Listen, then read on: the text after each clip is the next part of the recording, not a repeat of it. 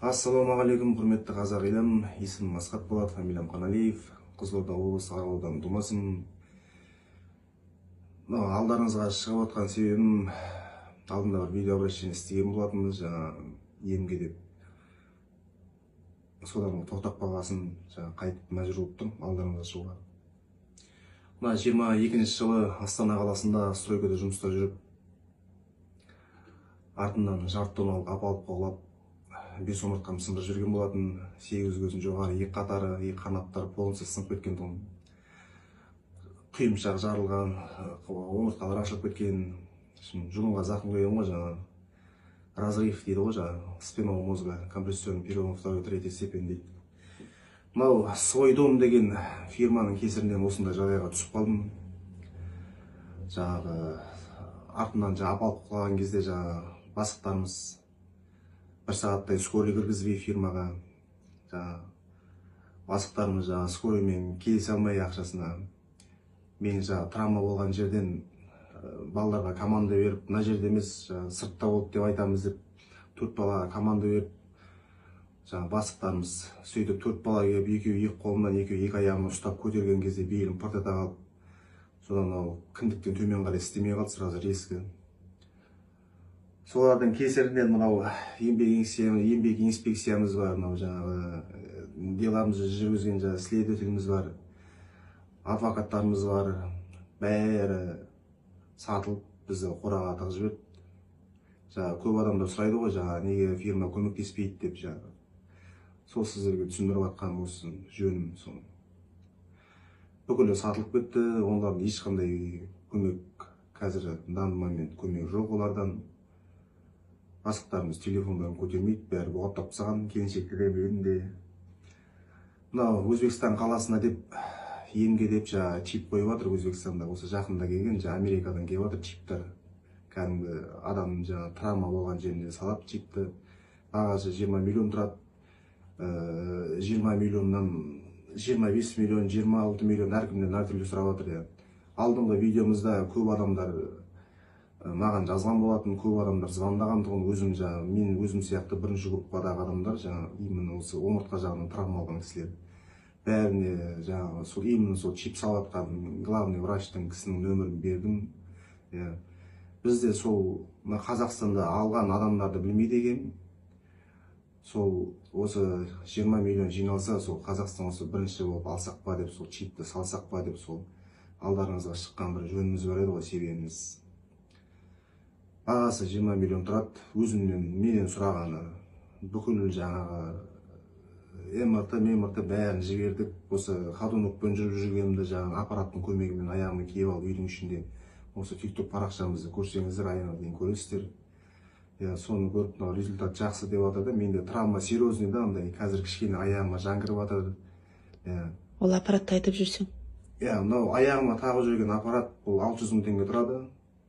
Өзі специальный аппарат деп аталады, осы кожаный дзені майыстырмайтын аппарат қой. Мен ходунокпен тұрсам, дзе майыс кете береді. Аппаратпен тұрсам, дзе майыстырмайды, андай дрот сияқты жүресің ғой, аяғым тік болып. Күйеуімде тізесі ұстамайды, бірінші топ мүгедек жүре алмайды. Сосын 7 сағатта әзер жинағанда омыртқасын, сынған жерлерінде айтып жүрсің? Белден шығатын бірінші, екінші, үшінші омыртқа, көкіректен 11-12 омыртқа сынып кеткен тұғын менде. Сол сіздерге қайтып алдарыңызға шығып атқан себебіміз просто еркекпін ғой, менде жас балам, тепсе темір сөзін жігітпіз ғой. Дұрысынан түсінесіздер деп ойлаймын. Кезінде мені танитын кісілер де бар ғой арамызда. Ұят болсын, ұят болмасын, сол мәжбүр болып жатыр сол сіздердің алдарыңызға шығуға. Кезінде бәрі көмектесті, туыс-туысқандар, келіншек жақтан да, өзім жақтан да, жолдастар, класстастар бәрі көмектесті ғой кезінде. Қазір енді кішкене осы 3 жылдан кейін кішкене қиналып қалдық. Қазір үкіметтің 100 мыңы бар беретін пособиясы. Келіншегім алады. Соған қарап қалдық қазір, ондай бұрынғыдай қазір ашты жоқ ешкім қазір деп айтуға болады. Балаларымыз кішкентай болып тұр, ұлым бар, қызым бар, келіншегім қасымда, ұлым 7-де, қызым 5-де, қызым келесі жыл 1-ші классқа барады, ұлым биыл 2-ші классқа барады. Сол келесі жылы аламандығын берсе, сол 20 миллиондай осы жиналып жатса, келесі жылға дейін осы тұрып кетіп жатса, сол қызымды қолынан жетектеп сол мектепке апарсам деген арманы яки. арманым ғой. Сол алдында да бір видеообращение істегенбіз. Оған толық жетпегеннен кейін реабилитацияға кетіп қалған тұғым, жаңағы сбор істеген кезде қазір тоқтап қалды. Қазір 1 миллиондай, кеше эфирға кіргенбіз, сода 1 миллиондай ма сондай жиналды. Енді жұмыс жақтың былығы былай болды ғой, күйеуім 3-ші июнь күні 22 жылы қатты желден сондай травма алғаннан кейін 7 күні барады да, ол кісілер медсестраға ақша беріп тұрып, документ кіргізіп, задним числом қол қойдыртып, официально тіркеп алады ғой. Вот содан сол кісілердің екінші қателігі сол болды. Біразын сатып алды, біздің адвокаттарымыз да жоқ болып кетті. Ақыр аяғында 28 күн реанимацияда өлім мен өмірдің ортасына жатып, сол келіп қоштасып үлгеріңіз деген. Сол кезде мен жоқ, үйіме апарып, жаңағы ол кезде общагада тұрдық, 16 квадрат метр, 3-ші этаж, не суда көтерілмейді. Сөйтіп күйеуімді үйіме алып кетіп, сол жақта қоштасам ғой деп. Тфай, Аллаға шүкір, сол 3 айынан бастап сол кішкентай нәресте сияқты былық-сылық еді. Сол 3 айында бірінші реабилитациясына барып, белін қатайтып, содан шүкір қайта бүкіл туыстардың, достардың, алғашқы көмектескен барлық кісілердің арқасында үзбей ай сайын ем алып, бәленбай миллион кетті бізде. Өтірік айтпасақ, бір 2 квартира алатындай ақша болды ше. Соның арқасында шүкір, міне күйеуім міне алданызда. Просто шығып атқанымыз дұрысынан түсінесіздер деп ойлаймын. Просто осының 20 миллионға бірдеңе қылып жиналса, көрген кісілер бей-жай өтпей хотя бы өтсеңіздер дегеніміз ғой. Сол репост жасап, жан-жаққа таратсаңыздар. хотя бы балдар өсіп кетпей тұрып кетсек. Менен де хужылары бар, көріп жатырық қой. 25 жыл, 35 жыл коляскада отқан кісілер көп қой. Бірақ менде результат бар, тфай, Аллаға шүкір. Инстаграм парақшасында бүкіл видеомыз тұр. Тура осы парақша, Аллаға қаласа тұрамын деген Инстаграмда. Сол жерде бүкіл видеолар бар, жаңағы неше түрлі нәрсе алып жатқан, уколдар алып жатқан, жаңағы осы травманың басынан бастап та. TikTok парақшамызда бұл жерде чисто жүріп жүргеніміз, үйде ходунокпен жаңағыдай кожный аппараттың көмегімен де ше. Иә, сол аппараттың арқасында, сол тізе ғана ұстайтын аппаратта ол, атак ол аппаратымен күйеуім жүре алмайды. Бізде проблема, міне 3 жыл 4 айда біз бәр результатты қалпына келтіріп алдық. Кіші дәреті, осының үлкен дәреті, в общем, біраз нәрсені. Енді бізде проблема только тізе ғана ұстамай тұрды. Жаңағы чиптің арқасында. Мынау былай қозғалады, мына аяқ. Мынау жатқан кезде наоборот қозғалады, бірақ аяғымды бүйтіп қоқ көтере алмаймын да. Тізе ұстамай жатыр, тізе.